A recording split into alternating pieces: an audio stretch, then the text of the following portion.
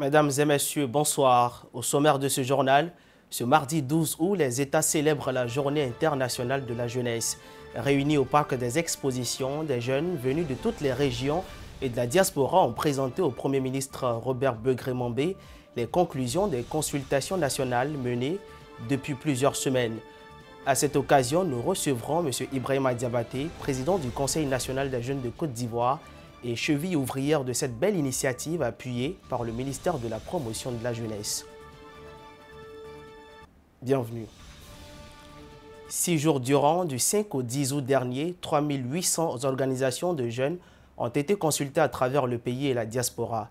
Cette démarche participative du ministère de la Promotion de la Jeunesse visait à recueillir leurs recommandations dans la mise en œuvre de politiques publiques orientées vers la jeunesse. Les jeunes ont remis ce matin leurs préoccupations au Premier ministre Robert Begré-Mambé lors de la cérémonie de restitution des consultations nationales de la jeunesse. Armand Bledo, Emmanuel Bayong. C'est Ibrahim Diabaté, le président du Conseil national de la jeunesse de Côte d'Ivoire, qui a remis au Premier ministre Robert Begré-Mambé le livre blanc contenant les recommandations de la jeunesse ivoirienne pour le PJGouv 2026 et le PND 2026-2030. Avant cette remise symbolique, les organisations de jeunesse se sont succédées pour exprimer secteur par secteur leurs attentes. Ces attentes, elles se regroupent en 4 chapitres, a estimé Robert Begré-Mambé. Il s'agit de l'adoption de principes réglementaires pour encadrer les actions des jeunes, l'instauration de politiques sectorielles pour promouvoir l'expression de leur génie, la mise en place de mécanismes de financement plus assouplis et la construction d'infrastructures pour faire éclore leurs talents. Ces recommandations seront fidèlement transmises au président de la République, a assuré Robert Begré-Mambé. Le Premier ministre a d'ores et déjà promis qu'elles feront l'objet d'une étude minutieuse et seront reversées au PND 2026-2030 en cours d'élaboration. À cette cérémonie, le Premier ministre Robert Begré-Mambé a salué le travail du ministre Mamadou Touré et a rassuré les jeunes qu'il transmettrait l'ensemble de leurs propositions au président Alassane Ouattara. Je suis émerveillé par la qualité de l'organisation et par la qualité des propositions très fortes, très originales et très bien pensées que nous venons d'entendre. Je voudrais féliciter Monsieur le ministre Touré Mamadou pour sa capacité de mobilisation et surtout par la qualité de ses idées. Vous retrouverez, je puis vous l'assurer, toutes les grandes idées que vous avez développées dans le PND, c'est-à-dire le Plan national de développement, que nous sommes en train de finaliser pour qu'ensemble, nous donnons à la Côte d'Ivoire d'être un très grand et un très beau pays grâce au président Alassane Ouattara. Vous êtes notre richesse, vous êtes notre présent et notre futur. Et le président Alassane Ouattara le sait, c'est pourquoi il s'engage à soutenir toutes les actions qui ont été promises ici et qui ont été émises par le génie de la jeunesse ivoirienne. Le ministre de la Promotion de la Jeunesse, de l'Insertion professionnelle du service civique, Mamadou Touré, a rappelé le rôle des jeunes dans le développement du pays.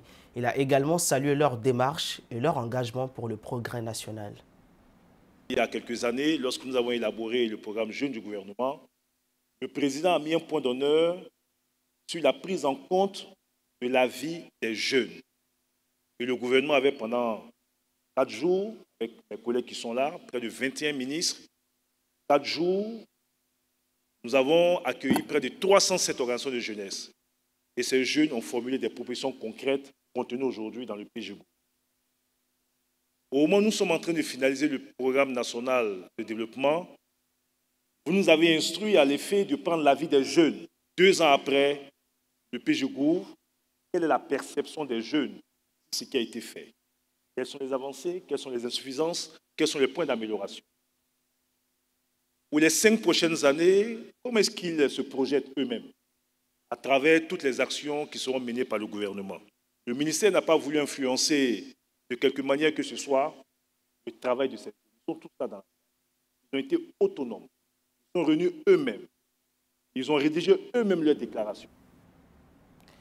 Qu'est-ce que les jeunes voudraient-ils voir prioritairement inscrits dans le PND, Programme national de développement 2026-2030, au titre de leurs recommandations? Leurs avis varient selon leur région d'appartenance. Armand Blédou, Emmanuel Bayong. Nos priorités au plan national, c'est vraiment d'encadrer tout ce qui est comme projet que l'État a mis en place.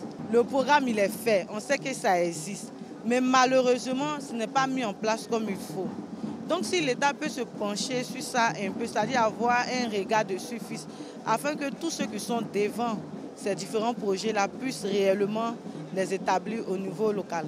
Au niveau des tiers salés, par exemple, quand on sort du secteur informel, les jeunes, par exemple, qui sont présents dans le secteur informel, souhaitent avoir les accompagnements nécessaires pour pouvoir, on va dire, passer le cap du secteur formel, c'est-à-dire la réduction d'impôts, la réduction des taxes, etc.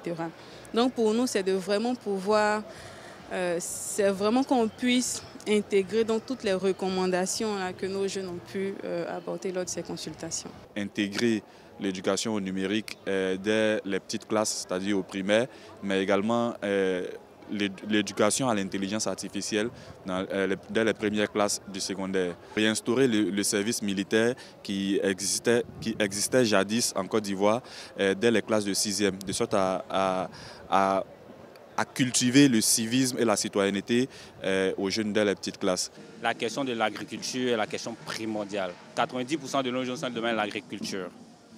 Et le constat, c'est que malheureusement, les pratiques telles que l'agriculture est faite aujourd'hui, ils n'arrivent pas vraiment à participer non seulement à l'autonomisation de leur famille, mais aussi au développement de la communauté. Parce qu'ils ont des grands besoins, notamment de financement, pour faire de grandes productions. Nous avons souhaité le statut de conducteur de Côte d'Ivoire. En plus de cela, de nous aider avec la sécurité dans notre milieu. Parce que notre milieu, vraiment, c'est devenu comme une chaîne où le plus fort abuse du plus faible. Et voici les demandes que nous avons faites. Et à accompagner ces conducteurs à devenir des transporteurs en les aidant avec des financements pour permettre à ceux qui deviennent des propriétaires. Magazine. Monsieur Ibrahima Diabaté, bonsoir. Vous êtes le président du Conseil national de la jeunesse de Côte d'Ivoire et merci d'avoir accepté notre invitation. Bonsoir et merci de m'avoir invité. Je vous en prie, le CNJ a été la cheville ouvrière de cette cérémonie de restitution des consultations nationales de la jeunesse. En quelques mots, comment se sont déroulées concrètement les consultations sur le terrain? Alors, il faut dire qu'en 2023, lorsque cette année 2023 a été décrétée année de la jeunesse, 21 ministères sectoriels ont échangé avec des jeunes. Les jeunes ont fait leurs propositions et leurs propositions se sont donc matérialisées plus tard par l'adoption du PJGouv 2023-2025, qui est le programme jeunesse du gouvernement. Et plus de 2 ans et demi après, il était important quand même que les jeunes marquent un arrêt, se prononcent sur donc, ce programme jeunesse du gouvernement. Est-ce qu'ils ont été satisfaits ou non? Et après, donc, fassent des propositions par la suite. Et c'est ce à quoi nous avons assisté dans les départements, dans les régions, au niveau de la diaspora. Au niveau des départements et des régions, les sessions étaient présidées donc par le corps préfectoral. Les préfets de région et préfets de département présidaient les sessions qui réunissaient essentiellement les organisations de jeunesse et sur toute l'étendue du territoire national. Mais également, nous avons organisé des sessions en ligne avec des jeunes Ivoiriens de la diaspora en Europe, en Amérique, mais également donc en Afrique. Il est important également de préciser qu'en plus de toutes ces 2 sessions, en ligne et en présentiel, donc sur le terrain en Côte d'Ivoire, nous avons eu droit donc à des sessions portées par secteur d'activité. Les jeunes entrepreneurs, les personnes issues donc du secteur informel, les étudiants se sont réunis. Nous avons également des personnes en situation de handicap qui ont tenu des sessions exceptionnelles. Bref, l'un dans l'autre, toute la jeunesse est réunie et c'est plus de 3800 organisations de jeunesse que nous avons mobilisées pour ces sessions et plus de 7000 leaders et responsables d'organisations de jeunesse, toutes tendances confondues, issus de la société civile et issus des partis politiques, aussi bien du pouvoir que de l'opposition. Justement, 3800, c'est énorme. Est-ce que cela n'a pas été difficile de faire une synthèse, une synthèse cohérente surtout de toutes ces contributions qui ont été réunies? Non, il y a un comité, donc un secrétariat technique qui s'est donné les moyens d'avoir des fiches synthétiques. Les propositions des jeunes étaient très claires. C'est vrai que ces propositions-là étaient donc, à ces propositions était annexé un document qui relevait à peu près donc, le ressenti et le narratif, mais les propositions étaient brèves, précises et concises, et les propositions concernaient donc la vie des jeunes sur le PND 2026-2030 qui est en cours d'élaboration, mais également sur le programme jeunesse du gouvernement que nous souhaitons voir renouveler en tout cas de tous nos voeux. D'accord. Dans les grandes lignes, quelles sont selon vous les propositions les plus pertinentes formulées par les jeunes? Ah là, vous me créez des problèmes, c'est compliqué. Les propositions, bon, je pense que toutes les propositions étaient pertinentes. Quand vous prenez par exemple les entrepreneurs, ils ont souhaité qu'il y ait des pôles au niveau des régions qui servent donc d'incubateurs d'accompagnement, que des mesures soient prises pour mettre fin donc à des abus tels que les pas de porte. Okay. Au niveau du sport, il a été proposé que les lycées d'excellence soient dotés également d'outils modernes pouvant faciliter donc la pratique du sport et des études.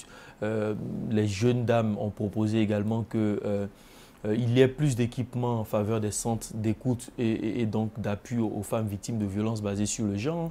Les jeunesses issues de la société civile ont demandé qu'il y ait un fonds d'appui aux acteurs donc, de toute la société civile, mais également que les budgets des collectivités soient un accent particulier donc, sur l'accompagnement aux structures de jeunesse, les quotas de représentativité. Quand vous prenez des institutions telles que le Sénat, il n'y a aucun jeune, par exemple, alors que ce sont des décisions qui concernent la nation qui sont prises. Bref, l'un dans l'autre, toutes les décisions étaient pertinentes, mais ce que nous retenons, c'est que la jeunesse s'est exprimée et s'est exprimée. Justement, la jeunesse s'est exprimée. On le sait, ces propositions seront intégrées au plan national de développement 2026-2030. Mais pensez-vous aussi qu'elles pourraient nourrir le projet de société du président Ouattara à l'occasion, lors de la présidentielle prochaine? Alors, vous l'avez dit, hein, nos propositions concernent donc le PND 2026-2030, mais comme je l'ai dit, le programme jeunesse du gouvernement également que nous voulons revoir donc, pour les années 2026-2030 également. Ces propositions sont le reflet, sont la vision, sont les idées des jeunes pour une Côte d'Ivoire plus solidaire, pour une Côte d'Ivoire plus prospère, pour une Côte d'Ivoire plus juste. Ces propositions, c'est tout ce que nous souhaitons pour la Côte d'Ivoire de meilleur. Et cela ne nous poserait pas problème naturellement que le président de la République, candidat naturellement si son dossier donc est validé, qu'il intègre cela donc dans ses propositions. Et pareil également pour tous les autres qui font acte de candidature. Ce que nous souhaitons, c'est que les avis des jeunes soient respectés, soient pris en compte. Parce que, comme je l'ai dit ce matin, à l'occasion de la cérémonie de restitution de nos conclusions, ce qui est fait pour nous, sans nous, est fait contre nous. Okay. Et c'est l'occasion pour nous de dire merci donc au ministère de la Jeunesse qui s'est mobilisé et qui nous a accompagnés donc dans toute l'organisation. Nous avons vu un ministère à nos côtés, mais qui a refusé d'y s'immiscer et cela a été très salutaire et marquant pour nous. Je dis merci au ministre Touré Mamadou. Merci également au Premier ministre chef du gouvernement qui aujourd'hui même, ce matin, s'est déplacé en personne, venu écouter, a pris le temps d'écouter tous les jeunes par secteur d'activité. Vous savez, les jeunes, c'est la fougue, c'est le dynamisme. On a envie de changer tout de suite, mais il a pris le temps de nous écouter et il a promis donc apporter donc dans les temps qui suivent, en tout cas, des réponses.